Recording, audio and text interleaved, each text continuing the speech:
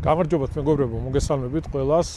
წყნეთის გზატკეცილზე ვიმყოფებით, სადაც კიდევ ერთი ინფრასტრუქტურული პროექტი მიმდინარეობს. ჩვენ რამოდენიმე კვირის წინ ვიყავით აქ ადგილზე, როდესაც უშუალოდ მუშაობას ვიწყებდით და მინდა საზოგადოებას მივაწოდო ინფორმაცია თუ რა ეტაპზე ვართ, რა ხდება ამ წუთში.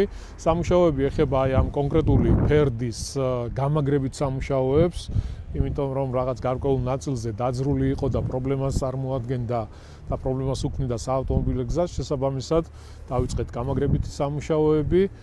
რამდენიმე ეტაპად დაიყო აღნიშნული პროექტის გათვალისწინების შესასრულებელი სამუშაოები. პირველი იყო ეს რაც იყო ზედმეტი მასა მოგვეხსნა, შეგვემსუბუქებინა ფერდი, შემდეგ იყო დატერასება და ახლა მიმდინარეობს უკვე ანკერების სამუშაოები. ირაკლი ბენდელიანი არის ჩემთან ერთად. ირაკლი, რომ აუხსნათ კიდევ ერთხელ საზოგადოებას თუ რა ტიპის სამუშაოები მიმდინარეობს ახლა და როდისთვის დავამთავრებთ. მოგესალმებით, წყნეთის გზატკეცილზე ავტომობილები ამ კონკრეტულ მონაკვეთზე ავტომობილების უსაფრთხოდ გადაადგილებისთვის საჭირო იყო მიმდებარე ფერდის გამაგრება.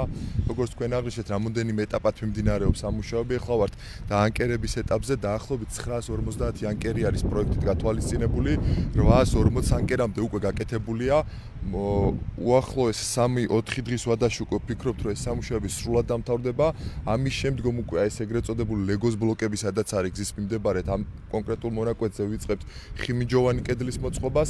ამ სამუშაოებიდან გამომდინარე და ასევე გადაადგილების უსაფრთხოებიდან გამომდინარე მოგვიწევს საავტომობილო გზაზე გარკვეული შეზღუდვები, რომელიც იქნება ერთი ზოლის შეზღუდვა მოგვიწევს, მეგობრებო, გარკვეული დისკომფორტი იქნება, თუმცა მაქსიმალურად ვეცდებით, რომ დავარეგულიროთ მოძრაობა, გადაადგილება, ეს ყველაფერი კეთდება იმისთვის, რომ შემდეგ პროექტი, რომელიც დამთავრდება, ყველანაირად უსაფრთხო იყოს. თქვენ ალბათ ხედავთ და აკვირდებით, ვინც კონკრეტულ გზის მონაკვეთს იყენებთ, გზაზეც ეთყობა ის, რომ პრობლემას წარმოადგენდა აღნიშნული მასაკი და ბოლო ეტაპი იქნება უკვე ხიმიჯოვანი კედლის მოწყობა, დაახლოებით 60 ხიმიჯო იქნება მთლიანად ამ პროექტის ფარგლებში. მოეწყობა რკინაბეტონის უსაფრთხოების კედელი და ჩვენ თავიდან, როდესაც პროექტი დავიწყეთ, მაშინ ვთქვით, რომ მთლიანად დასრულებისთვის დაგჭირდებოდა მიმდინარე წლის აგვისტოს თვე, თუმცა ვადაზე ადრე გაწარიმართა სამუშაოები და მიმდინარე წლის მაისის თვეში მთლიანად დავამთავრებთ ამ სამუშაოებს. ძალიან კარგი. ამირან, მოდი კომპანიასაც ვთხოვოთ დეტალურად გვაჩვენოს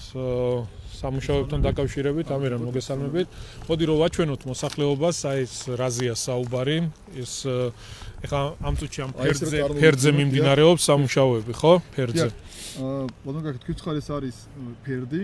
პრაქტიკულად ეს არის თბილისიდან წყლის მიმართულებით მოძრავი გზა, რადგანაც ჩვენ უკვე ვიწყებთ ამ დროებითი კედლის დემონტაჟს, გადაკეთვის დროს იქნება ცალმხრივად გადაკეთილი, რა თქმა უნდა, იქნება ისე, რომ მშენებლობის პროცესში თავისთავად ბეტონის მიწოდება იქნება, სამშენებლო მასალის მიწოდება იქნება, აი უშუალოდ ამსული გზის მხრიდან. შესაბამისად ეს იქნება რევერსული გზა, რა თქმა უნდა, იქნება როგორც ახლა მიმდინარეობს საფრთხების ოფიცრების მიერ გზის დარეგულირება, 24 საათი ესეთი იქნება მართვადი ეს პროცესი და შეიძლება გზა ისე რომ გადაადგილება იქნება 24 საათის განმავლობაში. ხო, მთელი დღე და ღამის განმავლობაში დავარეგულირებთ, მეგობრებო, ის რომ გადაადგილება იყოს საფრთხე. ესეც რო ვაჩვენოთ, როდესაც უკვე სამუშაოები დამთავრდება, ფერდი უკვე იქნება სამუშაოებსაც დამთავრდება, ეხლა აქ არის დროებითი კედლები მოთავსებული, რა თქმა უნდა, აქ იქნება საყრდენი კედელი ხემიჯებზე აგებული, რომელიც საკმაოდ მძლავრი ნაგებობა იქნება და თეორიათაც კი გადაზღვეული იქნება მეწყრის შემთხვევაში მასების დაწვრა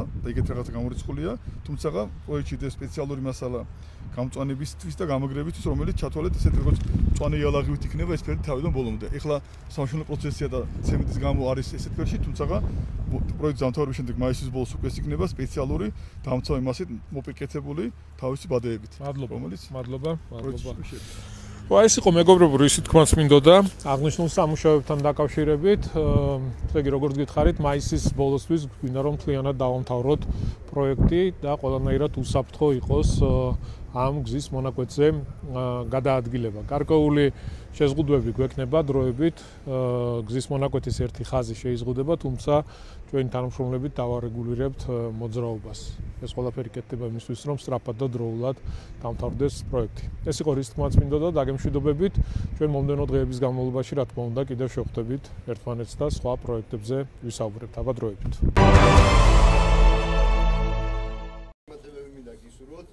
და სადაც გაიგო გაივლიან სამსახურს იმით იმედი გქონდეთ რომ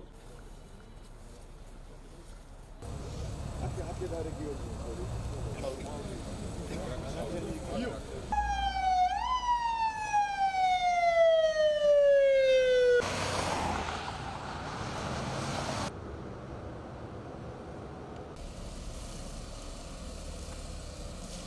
ავილი შემდეგ დისციპლინას ეს იქნება სამწუხარო მომზადება რაც შეეხება სხვა საორგანიზაციო საკითხებს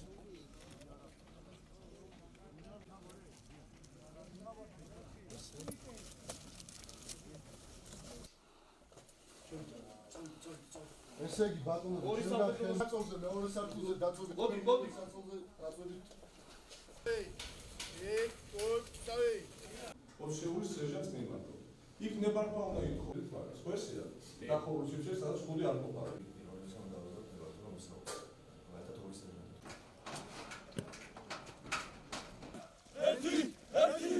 ერთი ორი სამი გრადუსის სრული შესრულება მარჯვნისა კი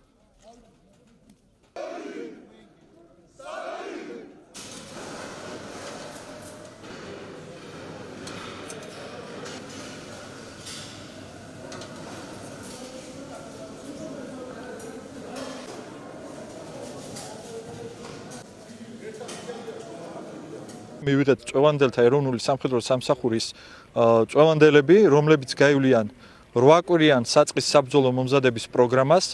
მათ ჩაუტარდებათ როგორც თეორიული, ასევე პრაქტიკული მეცადინეობები. 8 კვირის თავზე მათ გადაეცემათ შესაბამისი სერტიფიკატები და გადანაწილდებიან საქართველოს მასშტაბით სხვადასხვა ქვედანაყოფებში. აღსანიშნავია, რომ აქ იმყოფებიან როგორც გაწვევისა და რეკრუტირების ეროვნული სააგენტოს მიერ გაწვეული სამოქალაქო პირები, ასევე ნებაყოფლობით გამოცხადებული მოქალაქეები, რომლებმაც სურვილი გამოთქვეს იმსახუროს საქართველოს თავდაცვის ძალების რიგებში. ვარჯიშობთ, სერჟანტებს უსმენთ. ბევრ რამეს ვსწავლობთ. ვფიქრობ, გაგრძელება და სამხედრო სამსახურში, რადგან არსებობს რაღაც საინტერესო კურსები ჩემთვის კერძოდ, გინდა კიბერუსაფრთხოების, გინდა რეინჯერობის. მაგისტრატურის დასრულების შემდეგ გადავწყვიტე წამოსულიყავი წვევამდელთა ეროვნულ სამხედრო სამსახურში, იმისათვის რომ ვემსახურო ჩემს სამშობლოს. გავიგე კანონში ცვლილებების შესახებ, იმის შესახებ, რომ ნებაყოფლობით წამოსულ სამხედროებს ანაზღაურებაზე დანამატი აქვს 30%. ამის გარდა უნარჩუნდებათ კერძო სამსახური ამ ბენეფიტების გამო და იმის გამო რომ თავს თვლივალდებულად ვემსახურო ჩემს სამშობლოს, გადავწყვიტე წამოსულიყავი წვევამდელთა ეროვნულ სამხედრო სამსახურში. ჩვენი ძირითადი ჩაერთვება რეზერვი და ჩვენი ქვედანაყოფი და ასევე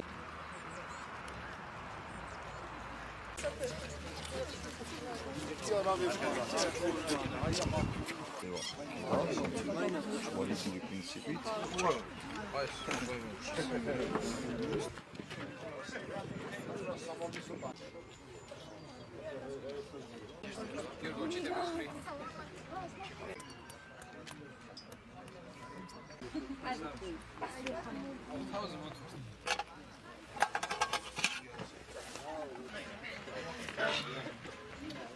და ომიანობის პერიოდში სამხედრო ექიმები სამოქალაქო საავადმყოფოში. ვთქვათ, ყარა დავიჭეთ და დავიწყეთ შეხვევას.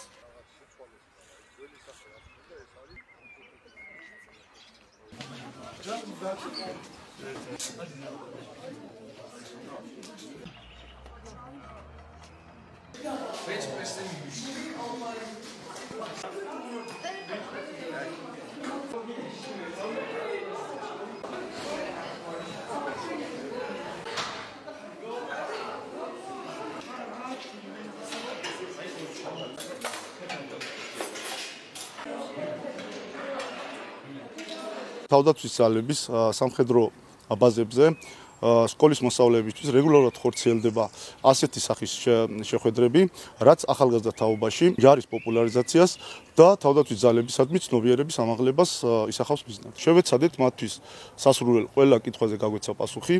ასევე მივაწვევთ ინფორმაცია ეროვნული გვარდიის ერთ-ერთი წარმატებული პროექტის ტერიტორიული რეზერვის შესახებ. აქვე მინდა აღვნიშნო, რომ თავდაცვის ძალების სამხედრო ბაზებზე რეგულარულად ხორციელდება დავათვალიერეთ ტექნიკაც და აღჭურვილობას და ძალიან კმაყოფილები ვართ დღევანდელი დღით. ყველაზე მეტად საბეჭდილება მოახდინა სამედიცინო აღჭურვილობა, რაშიც მოსწავლეებმაც მივიღეთ მონაწილეობა. ჩვენ ვიმყოფებით ეროვნული გვარდიის სამხედრო ბაზაზე. ვნახეთ მანქანები, იარაღები, ძალიან მომეწონა. გავიცანით ჯარისკაცის საცხოვრებელს, კვებას და სურვილი გამიჩნდა რომ მეც მიმსახურო ჯარში. ჩვენ ერთ დღე გავატარეთ სამხედრო ბაზაზე. რა თქმა უნდა, დახვედრა იყო ძალიან თბილი. ყველაფერმა გადააჭარბა მოლოდინს და ყველაფერი ძალიან მოგვეწონა. გავიცანით მათ ცხოვრებას, სად ცხოვრობდნენ, დავათვალიერეთ ბევრი რა, მაგალითად ეს იყო იარაღები, აღჭურვილობა, მანქანები და ყველაფერი ძალიან კარგი იყო და მართლა ძალიან მოგვეწონა.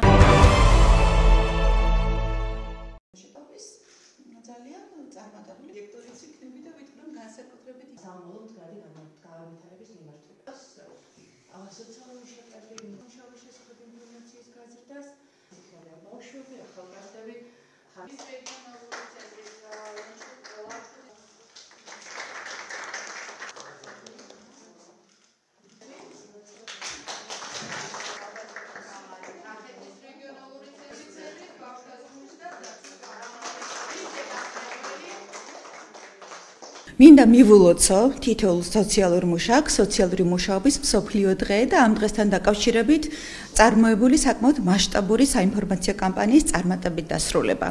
ზრუნვის სააგენტომ განახორციელა საინფორმაციო კამპანია თბილისსა და რეგიონებში, რომელიც მიზნად ისახავდა საზოგადოების ცნობიერების ამაღლებას სოციალური მუშაობის შესახებ.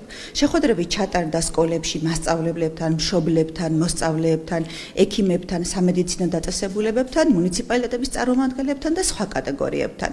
დღეისთვის ზრუნვის სააგენტო არის ყველაზე უფრო მასშტაბური ორგანიზაცია სოციალური მუშაკების დასაქმების რიცხოვნობის თვალსაზრისით. დღეს ჩვენ გვყავს დაახლოებით 300-მდე სოციალური მუშაკი.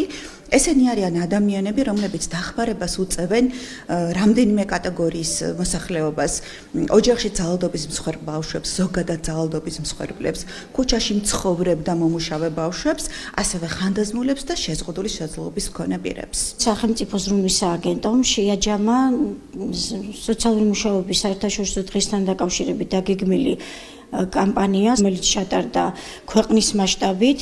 შედგა დაახლოებით 30-მდე შეხვედრა, ასევე კიდევ ერთხელ მიულოცა პროფესიული დღე სოციალურ მუშაკებს, ზრუნვის სააგენტოს სისტემაში დასაქმებულ ადამიანებს წარმატებული საქმიანობისთვის მათ გამოეცხადათ მადლობა და გადაეცათ შესაბამისი სიგელები. მინდა რომ ყველა ჩემს კოლეგას მიულოცო პირველ რიგში სოციალურ მუშაკთა დღე. ძალიან მნიშვნელოვანი პროფესია არის, ძალიან დიდ საქმეს ემსახურება ქვეყანაში მომავალი თაობის გაძლიერებას და ჯანსაღი თაობის შექმნას ქვეყანაში და ძალიან მიხარია რომ დღევანდელ დღეს მოხდა სოციალური მუშაკების წახალისება, მათი დაჯილდოება და მათი ამ საქმის დაფასება. ეს ძალიან დიდ мотивაციას გვაძლევს. ფონდის დამფუძნებლების საქმიანი ვიზიტი გერმანიაში. ტელეკომპანია Plus TV-ს საინფორმაციო მხარდაჭერით. 2025 წლის 28 თებერვალს საქართველოს სამეფო დინასტიური მამუკა ბაგრატიონის ფონდის დამფუძნებლები პრინცი მამუკა ბაგრატიონი და პრინცესა მერი ფერარი გაემგზავრნენ გერმანიაში. ქალაქ ბადენ-ბადენში, ევროპის ქვეყნებში ფონდის წარმომადგენლის და ორდენის კავალერის ბატონი რაინერ რუგეს მხარდაჭერით და მიწვევით. აქვე სპეციალურად ჩამოვიდა ჩვენი ფონდის ორდენის კავალერი და წარმომადგენელი საფრანგეთში ქალბატონი ბარბარე ელბაქიძე. ბევრ საპატიო სტუმართან ერთად ევროპის სხვადასხვა ქვეყნებიდან აქ იმყოფებოდნენ ჩვენი ფონდის ორდენის კავალერი, საქართველოს კარატეს გაერთიანებული ეროვნული ფედერაციის პრეზიდენტი ბატონი გოჩა სურმანიძე მეუღლესთან ქალბატონ ირმა ცენტერაძესთან ერთად. ულამაზესი ატმოსფერო, მასპინძლობა და მნიშვნელოვანი საქმიანი მიმართულებები განისაზღვრა ქალაქ ბადენ-ბადენში. ამის შემდგომ ფონდის დამფუძნებლები გაემგზავრნენ ქალაქ მიუნხენში, ფონდის ორდენის კავალერთან და წარმომადგენელთან გერმანიაში პრინც ნოდარ ბაგრატიონთან. პრინცებმა მადლობის სიგელები გადასცეს ექიმების, ბატონი რაინერ და ქალბატონი ნატალი ვიორლეების ოჯახს. ასევე გვინდა მადლობა გადავუხადოთ ქალბატონ კარინ ზორგეს, რომელმაც გადასცა პრინცებს მამუკა და ნოდარ ბაგრატიონების ოჯახებს თავისი მეტად საინტერესო ცხოვრების ამსახველი ავტობიოგრაფიული შინაარსის წიგნი. მის შესანიშნავ წიგნში აღწერილია ბრძოლა თავისუფლებისთვის, ადამიანის უფლებების, პატრიოტული და ადამიანური ფასეულობებისთვის. მადლობის სიგელები გადასცეს ქალაქ პლანეგის მერს, ბატონ ჰერმან ნაფციგერს და მის მოადგილეს ბატონ შტეფან შაუდიგს.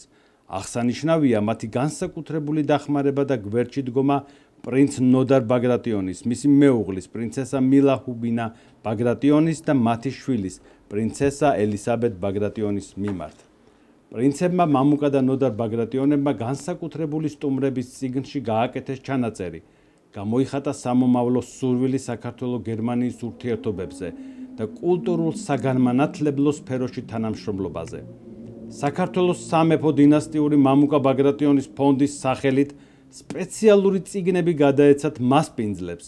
ამ წიგნებში აღწერილია ევროპაში ყველაზე ძველი სამეფო დინასტიის მოკლე ისტორია, ფონდის საქმიანობა და აქტივობები. ქალაქ პლანეგის მერის ოფიციალურ ვებგვერდზე დაიდო ინფორმაცია სათაურით მეფური ვიზიტი. ქალაქ პლანეგის ადგილობრივ გაზეთში დაიბეჭდა აღნიშნულ ვიზიტზე ინფორმაცია. დეტალებს ამ ვიზიტზე შეიტყობთ პარასკევს მამუკა ბაგრატიონის საავტორო გადაცემაში ჩვენს არხზე ბაგრატოვანანი.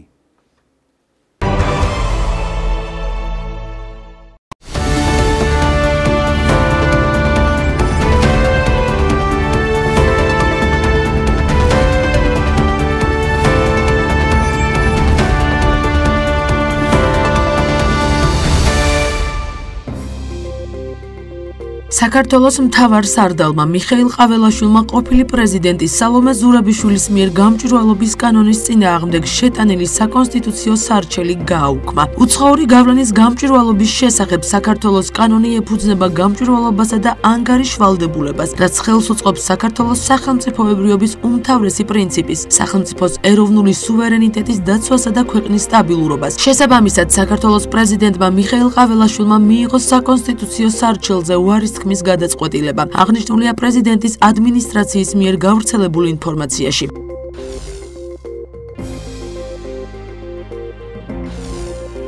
თვითმმართველობის არჩევნებში ოპოზიციის მონაწილეობა არ მონაწილეობის საკითხი კვლავ განხილვის საგანია. ოპოზიციის ნაწილი აცხადებს, რომ თუ ისინი არჩევნებში ჩაერთვებიან, ამით ქართული ოცნების ლეგიტიმურობას აღიარებენ. თავის მხრივ კი მმართველ გუნდში მიიჩნევენ, რომ თვითმმართველობის არჩევნების ლეგიტიმურობასთან ოპოზიცია არაფერ შუაშია. უფრო მეტიც, პარლამენტის თავმჯდომარის შალვა პაპუაშვილის თქმით, უკეთესი იქნება თუ ექსტრემისტული პარტიები არჩევნებზე უარს იტყვიან. უმჯობესიც იქნება თუ თვითმმართველობის არჩევნებში ექსტრემისტული პარტიები მონაწილეობას არ მიიღებენ და ამით საქართველოში პოლიტიკური ლანდშაფტი საბოლოოდ გადაიტვირთება. ამიტომ მათაც და მათ უცხოელ მფარველებსაც მოვუწოდებ, რომ აქეთკენ უბიძგონ, აღნიშნა პაპუაშვილმა.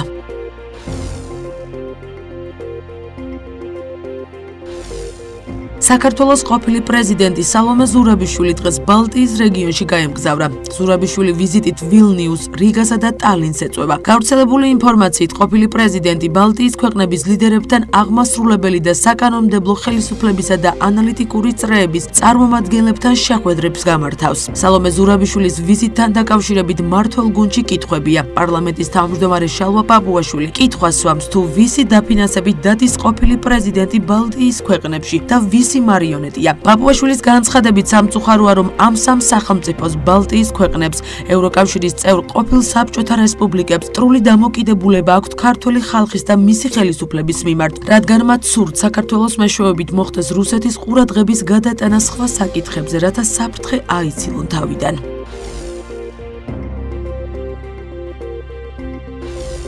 საუდის არაბეთში უკრაინისა და ამერიკის შეერთებული შტატების დელეგაციების მოლაპარაკებები გაიმართა. ამის შესახებ ინფორმაცია უკრაინის თავდაცვის მინისტრმა რუსტემ უმეროვმა გაავრცელა. მისი თქმით, დელეგაციებს შორის შეხვედრა დაახლოებით 5 საათს გაგრძელდა და საკმაოდ ნაყოფიერი დისკუსია შედგა. უმეროვმა აღნიშნა, რომ საუბარი შეეღო ენერგეტიკული ობიექტებისა და კრიტიკული ინფრასტრუქტურის დაცვას. დისკუსია იყო ნაყოფიერი და ფოკუსირებული. ჩვენ განვიხილეთ ძირითადი საკითხები, მათ შორის ენერგეტიკა. პრეზიდენტ ზელენსკის მიზანია სამართლიანი და ხანგრძლივი მშვიდობის უზრუნველყოფა ჩვენი ქვეყნისა და ჩვენი ხალხისთვის და შესაბამისად მთელი ევროპისთვის ჩვენ ვმუშაობთ, რათა ეს მიზანი რეალობად ვაქციოთ, განაცხადა უმეროვმა. უკრაინის პრეზიდენტი ვლადიმერ ზელენსკი აცხადებს, რომ საუდის არაბეთში გამართული მოლაპარაკებები მნიშვნელოვანია, რადგან დისკუსიები საკმაოდ სასარგებლოა. ზელენსკიმ მსოფლიოს კიდევ ერთხელ მოუწოდა ზეწოლა მოახდინონ რუსეთზე, რათა იგი ცეცხლის შეწყვეტას დათანხმდეს.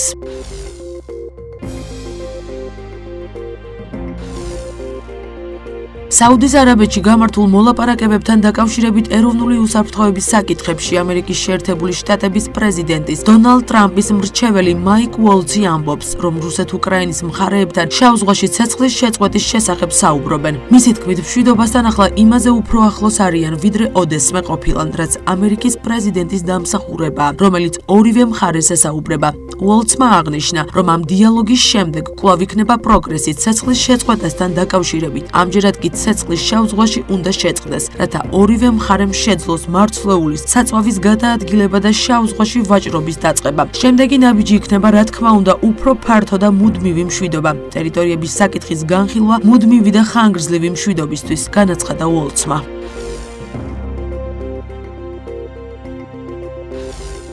ჯერა პუტინს მშვიდობა სურს, მე უბრალოდ ვერ ვხედავ, რომ მას სურს მთელი ევროპის დაპყრობა. გაცილებით განსხვავებული ვითარება, ვიდრე მეორე მსოფლიო ომის დროს იყო. ამის შესახებ ამერიკის პრეზიდენტის დონალდ ტრამპის სპეციალურმა წარმომადგენელმა სტივ ვიტკოფმა განაცხადა. ვიტკოფი საუდის არაბეთში გამართულ მოლაპარაკებებთან დაკავშირებით საკმაოდ ოპტიმისტურად არის განწყობილი. ვფიქრობ, რომ ორშაბათს საუდის არაბეთში რეალურ პროგრესს ვნახავთ. განსაკუთრებით შავ ზღვაში ცეცხლის შეწყვეტას. ამის შესახებ კი გადავალთ სრულ მასშტაბიან ცეცხლის შეწყვეტაზე, განაცხადა ვიტკოფმა.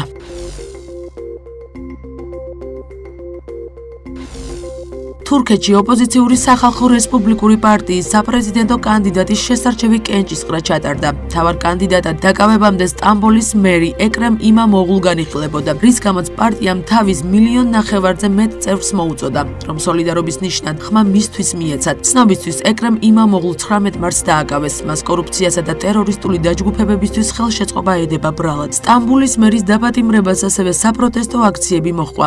აქციის მონაწილეებმა სამართალდამცავებს პიროტექნიკა ესროლეს, ხოლო მათ მომიტინგეების წინააღმდეგ ცხელსადენი გაზი და ციცაკის სპრეი გამოიყენეს. პოლიციამ ბოლო მონაცემებით 323 მომიტინგე დააკავა.